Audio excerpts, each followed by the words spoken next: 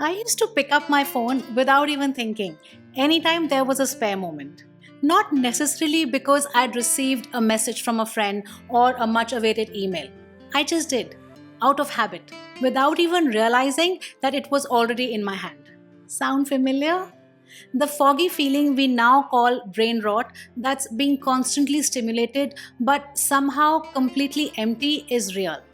And the simplest and somehow most underrated cure is getting yourself an awesome hobby.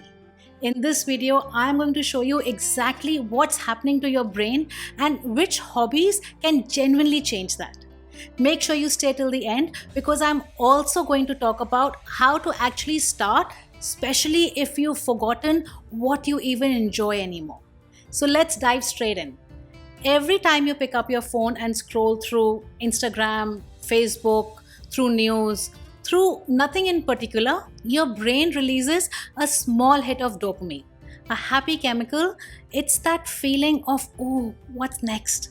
The problem is scrolling is designed to trigger that feeling on loop. Every swipe becomes a tiny reward, and your brain quickly learns this is how we feel good now. The catch is that the more you rely on it, the less satisfying it becomes. You put the phone down and feel emptier, even worse, maybe even guilty. It's not laziness or lack of willpower. Your brain is adapting to a pattern that you've been repeating. And that's why just put the phone down approach rarely works in the long term. Because you're not fighting a bad habit, you are fighting a loop that your brain has now come to expect. So the question isn't how do I stop scrolling? The real question is what do I replace it with that actually satisfies my brain instead of tricking it? And this is where hobbies come in. Not as a productivity hack or a self-improvement project, but as something far more fundamental. When you are absorbed in a hobby, like really immersed, your brain enters a different state. You're not consuming, you are creating, moving, learning, making.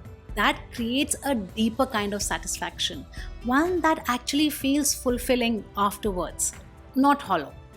Psychologists call this a flow state. This feeling when you're so focused on something that time disappears and your mind goes quiet. Compared to your phone, that almost never gives you that satisfying feeling. But I want to go beyond the brain science for a moment. When I speak to women who feel lost, often after years of caregiving, career pressure, or putting yourself first, one thing stands out. They've forgotten what they enjoy. Not what they're good at or what they're supposed to do, but what they genuinely enjoy.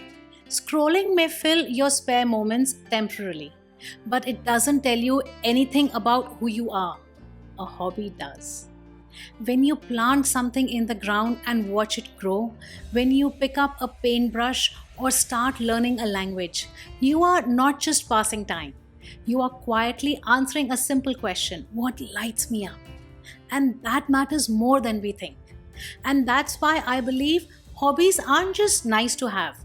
They are your best defense against brain rot because they don't just interrupt the scroll, they replace it with something that actually builds you, fulfills you. So let's get into hobbies themselves. And I want to do this a little differently rather than just throwing a list of hobbies at you. I want to group these in accordance to your personality. The first set, there's something deeply grounding about creating something with your hands.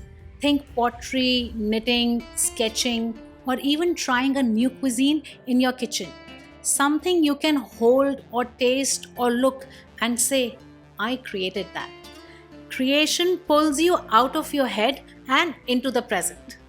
Movement, especially rhythmic movement like dancing, swimming, walking in nature, yoga, aren't just good for your body. These are great for your mind and the fastest ways to clear a mental fog. And unlike a workout you might dread, this should feel like joy, not an obligation.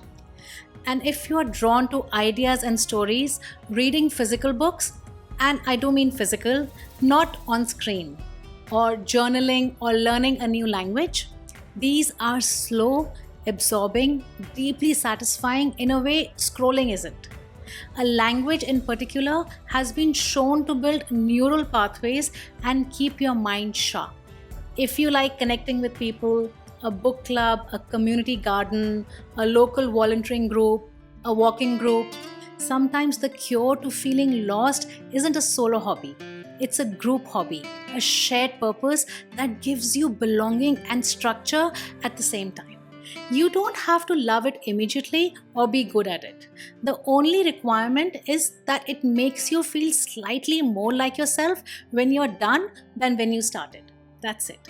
And now for the part I really want to talk about.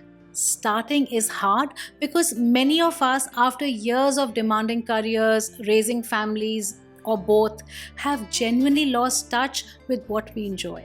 We've been so busy being useful that the question, what do I actually like, almost feels unfamiliar. If that's you, first, it's incredibly common. Second, it's not permanent. It's just something that creeps in quietly over time and it can shift just as quietly. So, here are three simple ways to start finding your way back. First, borrow a hobby from your younger self. Think about what you loved before life got loud. Drawing, doing puzzles, being outdoors, cooking. That version of you knew something. Listen to that person. Second, follow curiosity, not commitment. You don't need to sign up for a course or buy expensive equipment. Just spend 20 minutes trying something you're curious about. That makes it easy so your brain won't resist it. Third, remove the pressure to be good at it. This one matters especially for high achieving women who are used to excelling. A hobby is one of those few places where being a beginner is actually the point. Give yourself permission to be happily bad at something for a while. Because here's what I've seen again and again. The moment you put the phone down and pick something else up, something that is yours, something begins to shift. Slowly at first and then quite noticeably. You start to remember yourself. So pick one hobby from today's list and try it for 20 minutes this week. Feel free to pause this video here so you can take a screenshot or a snap and you can visit it later. You've got this and I'm here with you.